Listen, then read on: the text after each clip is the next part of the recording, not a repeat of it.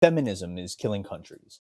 Here's how. On November 17th, 2001, First Lady Laura Bush made history. For the first time ever, a woman delivered the weekly presidential radio address. On that broadcast, she told the nation the fight against terrorism is also a fight for the rights and dignity of women. She spent 6 minutes painting a detailed description of the Taliban's brutal treatment of women. Girls forbidden to attend school, women beaten for leaving their homes, denied medical care. The message was clear. Military action meant liberation for these women.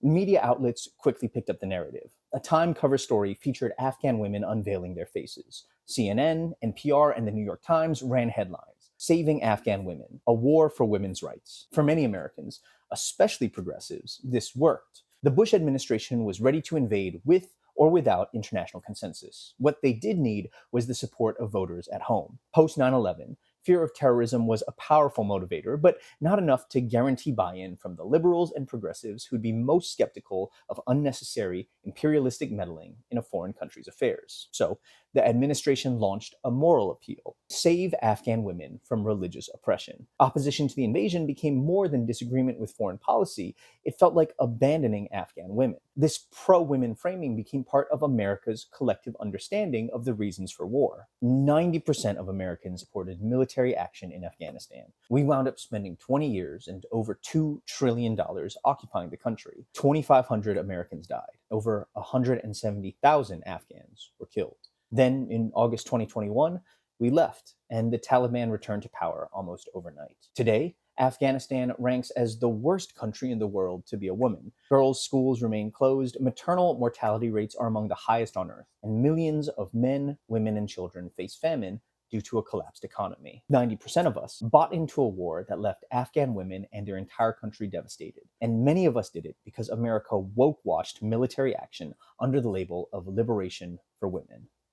Woke-washing. It's when corporations wrap themselves in rainbow flags, hashtags, and diversity slogans while doing the exact opposite behind the scenes. It's defense contractors sponsoring pride parades, or a fast fashion brand tweeting women's empowerment while paying pennies to workers. It's when Palantir, the company using big data to surveil Americans, proudly touts that it's reached net zero carbon emissions. Look, feminism is complicated. There's first, second, third, fourth wave feminists. The point of this essay isn't a deep dive into what those ideologies can and should mean. If you want that, there's other really great essayists to check out. I'll link some of them below. My point today is to show how ideas we deeply care about on a moral and personal level are being used cynically to manipulate us. Woke-washing takes the least important but most visible signs of progressivism and uses them as a marketing strategy, spending thousands publicly supporting social causes while privately making millions from exploitation. Woke-washing lets companies become socially responsible brands without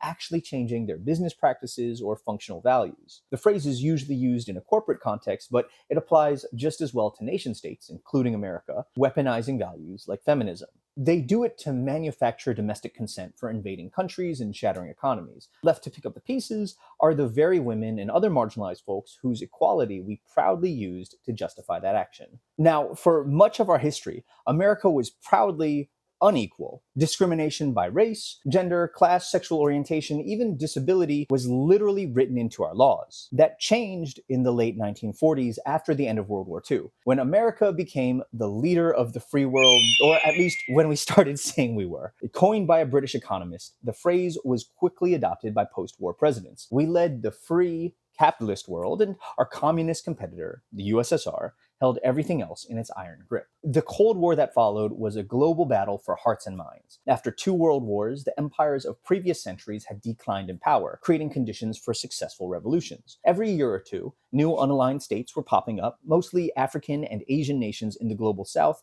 previously colonized by Europe. Let's be clear, when the CIA could engineer armed revolutions, they absolutely did so. But there were only so many democratically elected leaders they could assassinate and replace with those friendly to the US. To complement those approaches, they needed a charm offensive that could rebut Soviet propaganda, painting the US as a racist, backwards nation that's still lynching blacks. The Civil Rights Act, Immigration and Nationality Act, bans on gender discrimination at work and in higher education, they all passed in part due to the need to be seen on the world stage as progressive and enlightened. What America realized during this period is that one of our greatest tools for maintaining global superiority would be the perception that our nation is just and open minded. So, by the late 20th century, even as women's rights, racial equality, and other social issues were far from settled at home, they became part of America's global brand. Woke-washed imperialism operates on a predictable 5-step playbook. 1.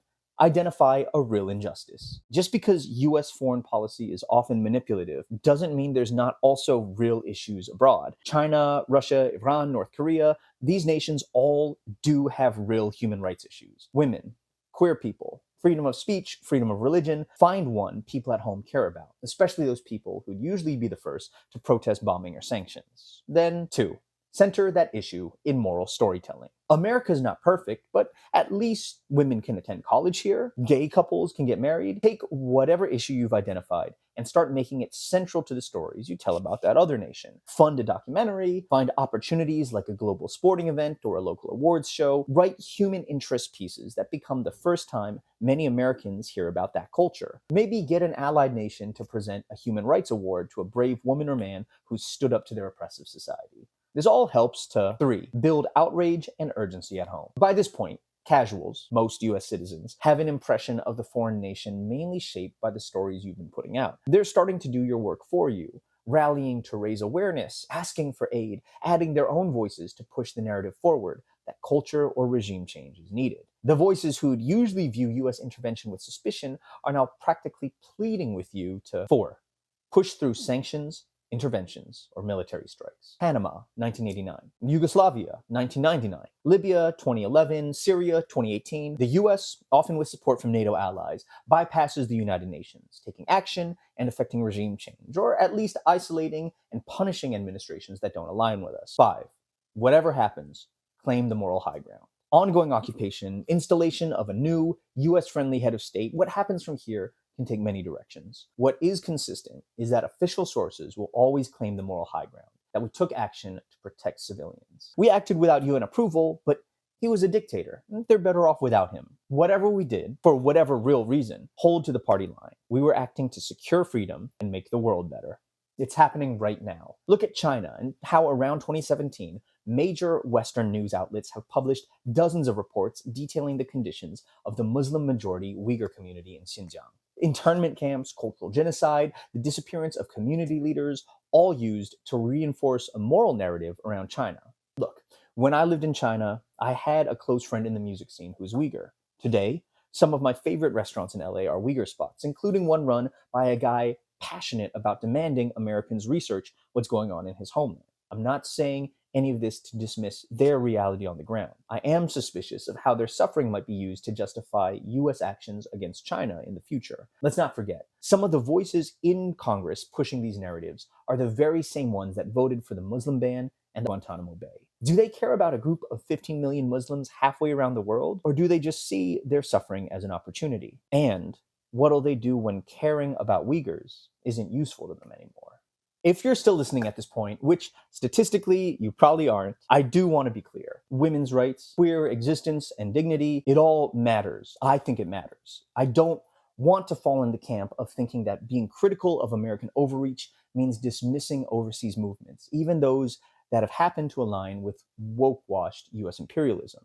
But if we truly care about them, Uyghurs in China, women in Iran, families in North Korea, we need to see when they're being used to sell policies of domination. Before we cheer on American intervention, we have to ask who's telling the story, who benefits from these policies, and who's going to pay the price in the long run. If we don't hold on to that critical perspective, all we're doing is turning their struggles into positive PR for this empire. Guys, thanks for watching. This kind of long-form video essay is new for me. I just knew that I couldn't do this subject justice in a short or a reel, which is the kind of content I usually create.